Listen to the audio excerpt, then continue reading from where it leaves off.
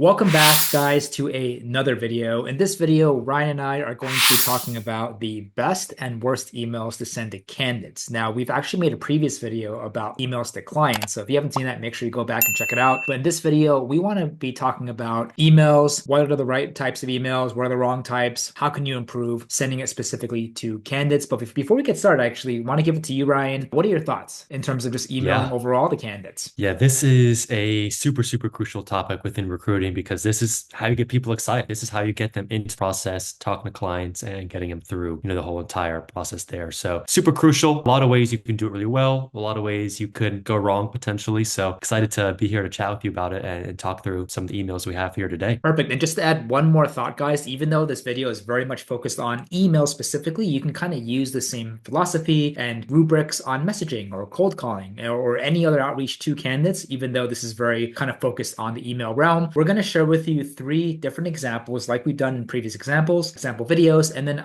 we're just going to basically read the emails. I want you to take a quick second or two and just figure out on your own what you would improve about these emails if you were to do so. And then Ryan and I are happy to share our own thoughts afterwards. And then we're going to wrap up this video just going over what a really good email, all the good elements it should have, and then maybe even giving you a good generic kind of template that kind of demonstrates everything. So Ryan, are you excited to get started? Let's do it. I'm pumped. Let's do it. So, example number one, subject line, exciting job opportunity. Let's chat! Exclamation point. Hi, first name. I hope you're doing well. I want to reach out because we have an exciting job opportunity available at X that I think you'll love. They're currently looking for someone to join their team, and based on your profile, you could be a great fit. At company X, they're working on some really cool projects and expanding your team. This role offers a competitive salary, great benefits, and the chance to work with a talented group of professionals. If you're looking for your next role, I encourage you to apply and send over your resume to me directly. Looking forward to hearing from you. Let me know if you're interested. So why don't we give you a good 5 seconds and you guys can just reread this again and come up with your own conclusions.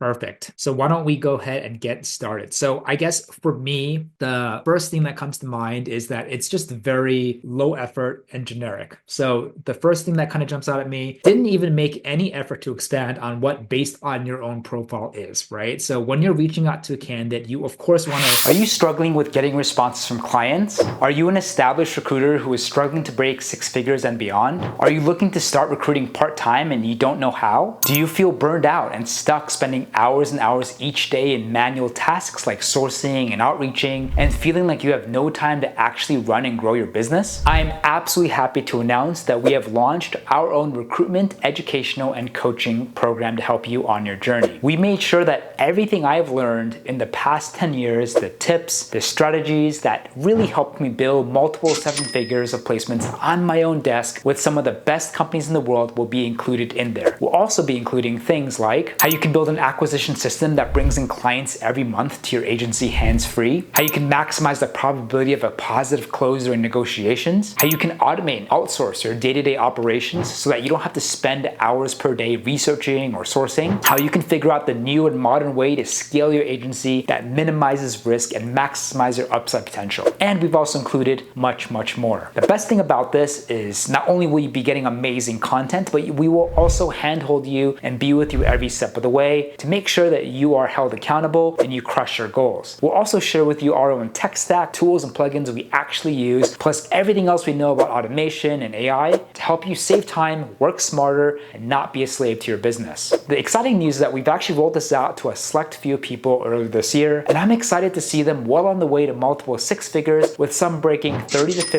$50,000 per month already. So if you're interested to be a successful recruiter that can dominate in any market conditions, make sure you click on the link below to chat with another member of our team, and we're happy to chat with you to see if we can help you out. Make sure you jump on this really quickly. See you on the other side. Is last sentence of the first paragraph. They're currently looking for someone to join their team, and based on your profile, you could be a great fit. Didn't even make any effort to expand on what based on your own profile is, right? So when you're reaching out to a candidate, you of course want to share with them the information about the job, the company, but more importantly, also make it crystal clear, like, why are you reaching out to this candidate? What about his or her background stands out? Is it the scope of the role, the recent projects, the companies they worked at, the industry they're in. Like you don't really mention that. And if you don't do that, it kind of takes away the personal human touch away from it. And it feels like you might have just made this email with no thought, maybe use ChatGPT and you're just blasting this to everybody, right? You want to make sure that every candidate, anyone that you're reaching out to feels special and that they feel like even though you're mass emailing or mass messaging, you're personalizing and taking the effort to reach out to them with absolute intention. So the fact that like you don't really kind of expand on this doesn't really make the candidate feel great. They don't know why you're reaching out to them in the first place. Any other ideas, Ryan? Yeah, not only is this email, as you mentioned, incredibly generic and vague as to why this person would be a good fit, it's also incredibly generic and vague on what the role actually is. Just reading this email here, I don't know if you're recruiting for a software engineer or a nurse or a salesperson. There's nothing in here about the role. And so one thing we always like to do in our emails is just give them some information, of course, about the role, about the company, just so they know what kind of role we're talking about. You want them to have an idea of type of position that you're reaching out to them about. So here it just says it's a great team. The team's expanding, working on some cool projects. What does that mean, right? I don't know what that means. And so being able to add some more specific details on here is the company, here is the type of work they're doing. This is the exact job title of what they're looking for. That is going to go a super, super long way in getting someone not only knowledgeable about the role, but also excited about the position too. And also kind of talking about this genericness is the subject line, exciting job opportunity. Let's chat. I don't know. It seems a little spammy in my mind. You could have a bot write this. And again, it just gives you no information about the role. And so if this were to pop up in my inbox, there's a good chance I either wouldn't open it or I just would delete it right away because I'm thinking, okay, this is someone trying to, fish or spam me, things like that. So we definitely recommend including at a minimum, the job title that you're hiring for, maybe even the company name, just more details about the role. So the person you're sending it to has a good idea of why this person's reaching out to me. Even something like it offers a competitive salary. Expand on that. Like, what's the salary range or great benefits? What benefits? Like, talk about the X factors or some of the things that really make this company stand out. We have also no idea. Is this an in-office position? Is it a remote position? It's just very, very vague. Chance to work with a talented group of professionals. Like, what does that even mean too, right? So you want to name drop things, be more specific and clarify as much as possible. I guess the another kind of blatant thing that really stands out to me is how you're ending this email. So sending an email is one thing that you have to really dial in and do perfectly, but there's no point on sending out an email if you're not going to really do a proper CTA or call to action. So you're ending this email saying, hey, if you're looking for your next role, I encourage you to apply and send over your resume to me directly. You're not really controlling that, pushing them to send it to you as soon as possible. Like you're just keeping it very open-ended and they can send it to you maybe a week later or a month later or a year later. And that position might not even be opened by the time that they end up feeling like they're in the mood to get back to you. So you want to really establish a sense of urgency when it comes to having a clear call to action. But more importantly, like if they do respond, you want to encourage them to respond sooner than later, because obviously you want to talk to them, you want to qualify them, you want to further figure out if they're a good fit. And then more importantly, you want to submit them into that process, into that pipeline with the client. So encouraging them to just apply with a very open-ended kind of timeline or deadline, that is not going to really help you here too. But yeah, I Yeah. also agree with the subject line, not the best, not the worst, but again, the real issues are in that body that needs to be fixed. Yeah. And just to kind of add one more final point to what you were mentioning, Preston, about that call to action at the end, most likely your goal for sending this email is to get this person on the phone. You want to have them on the phone to chat with them about the role. And so when you're thinking about crafting this email, you have to think, what can I do to reduce the friction to get that call to happen? And so if you just say, let me know if you're interested, or would you be interested, or send over some times, that is very just open and, it can invite this opportunity for you to go back and forth a bunch of times over email, wasting time and not getting them on the phone. We prefer stronger call to actions that get you quicker to that call. So book a call on my link right here. Or how does Thursday at 2 p.m. sound? Very specific, very actionable, that reduce the steps that are necessary to get you from sending the email to getting that person on the phone. This is absolutely huge because Ryan and I were all about speed and efficiency, and you want this email to do the heavy lifting for you, right? So if you can eliminate 5, 10 rounds going back and forth, that is obviously preferable for me. There's no right or wrong answers, but I think like you want to send them an outreach, you want to make it come off personalized, give them enough data and information to make educated decision, and then you get them on the call. If then they respond with a million questions, then your email simply hasn't done enough job to give them enough information to make an educated decision for themselves to even want to even chat with you, right? So let the emails be good enough to do the heavy lifting, and you want to reduce the amount of friction as much as possible. So I love that you brought Yeah. that up, Brian. Actually, one last thing too before we kind of move on here. This made me think of what you said, Preston, about giving them enough information so they don't have to follow up with a bunch of questions. Well, that's true, 100%. You want to give them info on the role. You also also want to be cautious of giving them too much information because one, you don't want this email to be too long, but also you want to give them a reason to hop on the call with you. If you give them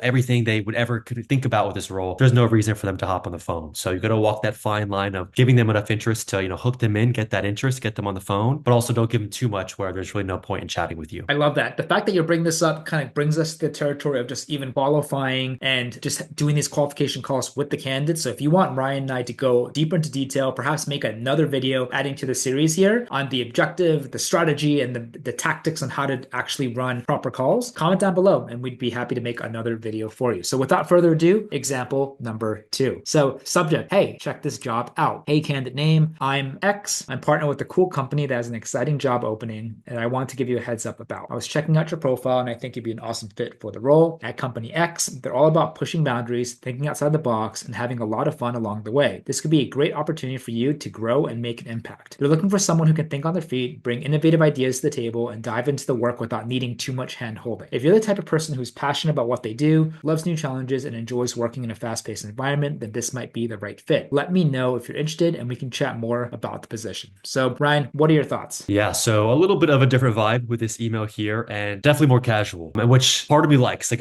in general, when you're reaching out to candidates, even your clients at times, I do recommend that folks sometimes tone down the professionalism just a little bit, not to go unprofessional by any means, but got to think at the end of the day, you're reaching out to another human and humans like to work with folks that they enjoy talking to. And so you want to approach them almost as if they're a friend, right? To keep it warm, keep it open, keep it inviting as well. And so I do tend to write some emails that are a little more casual, but this one I think might be a little bit too casual, a little bit too much on that casual dial. And so, for example, saying it's a partner with a cool company, check this job out. I think maybe tone that down a little bit, but I think you can still keep with this vibe of keeping it casual, but also professional and giving them information. It's just overall still very shallow and very weak on the details. Like cool company, like what do they do? You can't just say cool company, expand on it, right? No X factors, no mentions of the VCs or even the main product or the industry that they're in. I literally have no idea. It also says, I think you'd be an awesome fit. Like how? Please explain that to me. Like, are you just saying this to everyone, right? Or why are you reaching out to me specifically? Me as a candidate, I kind of want to know, would want to know about that. This email then attempts to kind of expand a little bit. They're pushing all boundaries, thinking outside the box, having a lot of fun along the way. Again, very, very, very weak on the details. Like clarify, like can you be more specific? And then the second paragraph, the biggest issue I have here is they're like, hey, they're looking for someone who has X, Y, and Z generic things that I feel like are just copy and pasted off of their job rec or their website, right? And you also don't really kind of tie this into the candidate saying, hey, I think that the fact that you've done X, Y, and Z, or you worked at X, Y, and Z can also make it seem to us that you'd be a fantastic fit. You're just being like, hey, you seem good. This is what we want. Respond back to us. Like it's just, again, low effort here and low personalization. What else, Ryan? Yeah, I agree. I think you could also pack a little more punch in this email. I think it comes off a little bit avoidant in times. Like this could be a great opportunity. If, you're this kind of person, let me know. Like it's a little bit seems like they want to tell you, hey, I think you're good for the role. I think you'd be a good fit. But instead they're using softer language. It says, maybe you'd be good, could be a good fit. I think you have room in this email to come off more like this is a super exciting opportunity. And Preston, I think it fits your background for XYZ reasons. I think like just list out why it could be a good fit. And then you could say, if you're interested, let me know, as opposed to just keeping it too soft of maybe you'll like it, maybe you'll be a good fit. So I think coming off a little more direct here would be beneficial for this email. For sure. And again, same with example number 1, the CTA call to action is just really very weak or just non-existent. Let me know if you're interested and we can chat more about the position. That's extremely weak, very open-ended. You're giving the candidate all the control. You want to be able to control that. You want to be able to establish a call as soon as possible. And so what would make this even better is, hey, like, please share with me times today or tomorrow that you're free, or please check or click on this Calendly link for you to book a call. And obviously that will show them available times at the available openings on your calendar. So again, not a huge fan of just leaving things open-ended because that can just open up just a whole another kind of bag of worms of just going back and forth or just them just not getting back to you with a sense of urgency. But all in all, this feels like a mass email that's been written by a bot. And if I were to receive this as a candidate, it would not excite me whatsoever to respond. Any other lingering thoughts here, Ryan, or are you ready for the next one? Ready for number 3? Number 3. Okay, cool. Number 3, here we go. So subject, exciting opportunity, job title at company name, body. Hey, candidate's name, I hope all is well. I'm reaching out because I came across your profile and noticed your impressive experience with relevant skills or achievements. Our client X is currently looking for a job title X, and I believe your background would make you an excellent fit for the role. In this position, you'd be responsible for X, Y, and Z. They're really focused on X, basically maybe mention an aspect of the company's mission or culture, like innovation, growth, diversity. And I think you'd thrive there based on your experience in specific areas. If you're interested, let me know if you're available to chat this week or next, and I'd be happy to answer any questions you may have. Looking forward to hearing from you. What are your thoughts, Ryan? I think this email is leaps and bounds better than the first two that we've reviewed today. Definitely still some points I can make here, but I think in general, much more personalized. You're going more into what is the job, what is the company, why am I a good fit? I think one thing that I may caution for this type of email is it could be at a risk of being a little too long. So here it doesn't look super long, but once you fill in some of those blanks, add the responsibilities, the email can definitely start to get a little lengthy. But one thing I would recommend in this case is changing up the formatting a little bit. Instead of just listing sentences on the role and the company, throw in some bullet points or,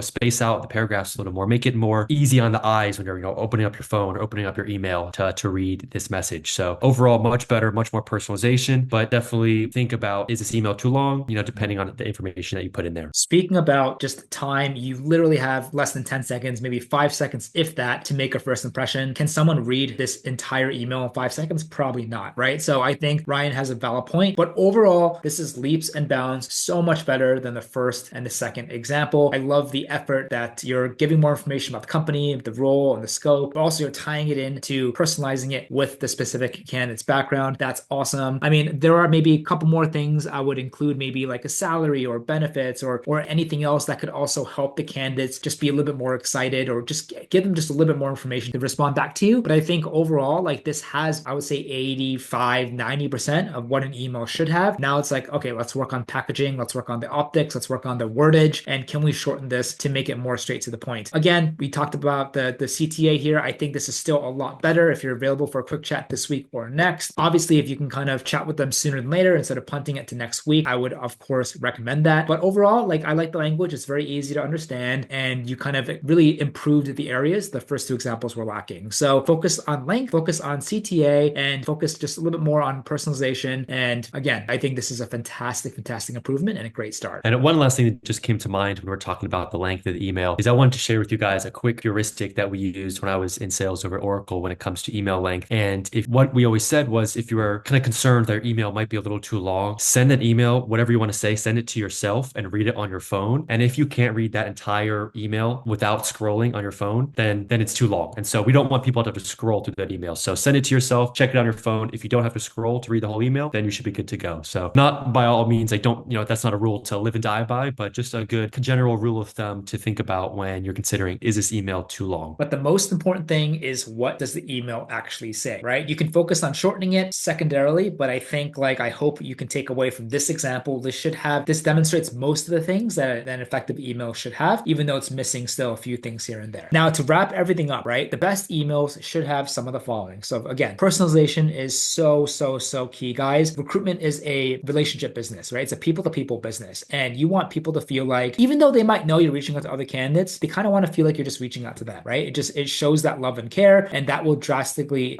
improve the candidate wanting to even respond back to you. So tailor the message for specific candidates by referencing their backgrounds, experience, skills, companies they worked at, the things that they mentioned, or the blog posts that they're kind of writing about on LinkedIn or sharing that, like anything to show the candidates that you actually took longer than 2 or 3 seconds looking at the LinkedIn profile and being able to kind of tie in the perfect role to them. And that will go a long way. The next thing, specificity is super, super important. You want to include details about the role and company. So with this, practice common sense. Like, if you were a candidate, what do you want to hear about a company and role that would help you make a logical decision, or one that would, get you to be motivated to even respond, right? So think of like the common buzzwords, like, what is the position? What's the scope? What's the title? Who will I be reporting to? Founders' backgrounds, the funding, the salary. Like, so if you were to basically go through that practice and ask yourself, those are the types of information the email needs so that the candidate can just make an informed decision to get back to you. But as with what Ryan said earlier, you don't want to give them like all the information. The whole point is for them to have a chat with you so you can qualify them, so that you can, further pitch them, get them excited, and then we can, of course, submit them. But like, you want to give them enough, like 80 to 90% of the information for them to be like, you know what, this actually sounds like a great role based on what I've done so far in my career, based on what I'm looking for in my next job. I want to hear Ryan now. I want to hear Preston now. What else, Ryan? Yeah, absolutely. Absolutely. The next thing we always like to have in our emails is that strong call to action. As we've chatted about a few times in this video so far, you don't want to come off too soft and say, oh, let me know if you're interested. If you're interested, give me some times. You want to be more direct with that. If you're interested, schedule a time on my calendar here. If you're interested, how's Tuesday at 3 p.m.? PM. Be very specific. So again, you don't have to waste time that back and forth. You want to be, quick, efficient, and not have a bunch of steps in between you sending them email and getting them on the phone. So having that strong call to action to be able to get them on the phone as soon as possible. And lastly, just keep it super compelling, super upbeat. This is one that we haven't really touched on up to this point yet, but one of the biggest goals you have when sending this email is getting just that candidate excited about the job, right? We don't want to just send them any other job that hundreds of other recruiters are sending them. We want them to see our message and be like, wow, this job is awesome. I want to chat with them. And so when it comes to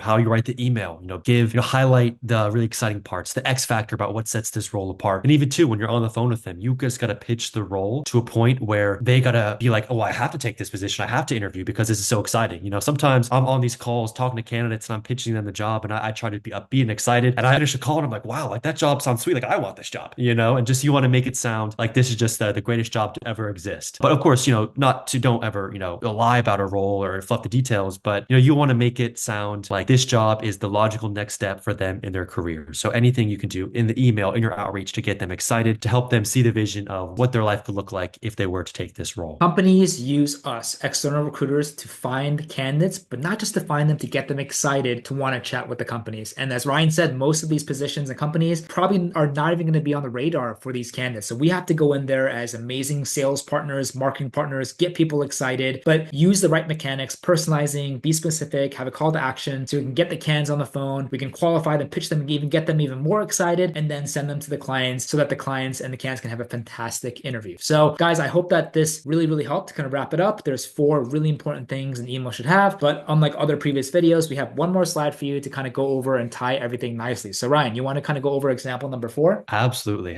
So for subject line, exciting role at company. So hi candidate, came across your profile and was really impressed by your experience in XYZ skill. They're currently looking for a role with our client company name, and I think you'd be a great fit for the role. At the company, they're focused on this key value or mission, and the role involves XYZ responsibilities, and I'd love to share more if you're interested. If so, please select a few minutes on my calendar here for us to chat. So a lot of thoughts here, a lot of things I like, but Preston, I'll let you take a first stab at giving your thoughts. Yeah, so I think like the biggest difference between this and example number 3 is just like the length of it. It's a lot shorter. It's straight to the point. There's of course like things that you can improve onto this. Maybe you can make more of an effort to like kind of explain like why you think the candidate's background could be a good fit. But overall, like the important things that a candidate needs to know is in this email. You got the role name, you got the scope, you got more information about what the company does, their mission, perhaps even expanding more on key responsibilities and salaries and stuff like that. But I love how here we're using a Calendly link, we're controlling the call to action, and it's just straight to the point. The only other thing maybe that you can play around with, this is like another bonus tip, is in the subject line. What has also worked really well is you can even include the candidate's first name in the subject line as well. But aside from that, I love how it's using and making the role name very clear at the company name as well to really kind of make it stand out. But on the whole, like it's short to the point.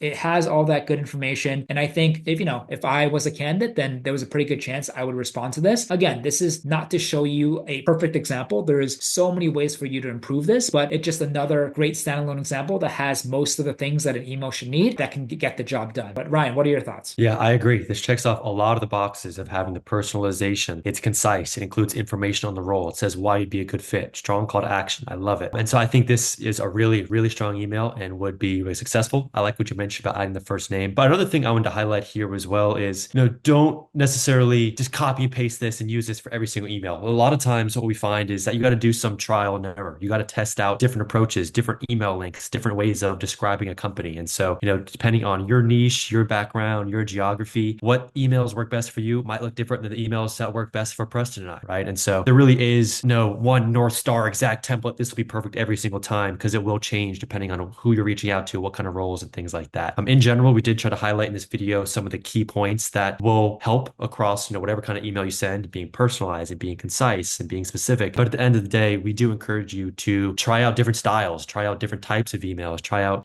different levels of specificity to figure out what makes the most sense for you and your business at the given time. We can't state over and over how important it is to send the right messaging and outreach to candidates as it is with clients, right? In recruitment, we talk to really 2 main groups of people, hiring managers and candidates, and you really have to nail them down and you really have to dial these in. And if you don't, you're just going to really struggle getting any responses from any party. So really take to heart the mindset of what a candidate wants for them to be excited to even respond to you. And then the things that Ryan touched upon in the previous slide, personalizing it, being specific, call to action, compelling message. These are all like non-negotiables that you got gotta have in every single message. And lastly, as Ryan points out again, just to reiterate, like the last example here, example number 4 isn't a cut and dry copy and paste. You got to contextualize it. Things, there's different ways to write things, different ways to message things, or talk about things in different sectors and different markets and whatever business that you're in. We're hoping that you can kind of use this video to give you a better clarity on how to just overall craft a compelling email that can hopefully yield a higher kind of ROI and response candidates for your practice and for your team. So if you like this video, please give us a thumbs up. If you want to see other videos from Ryan and I, please comment down below. But Ryan, thank you so much again for your time here. And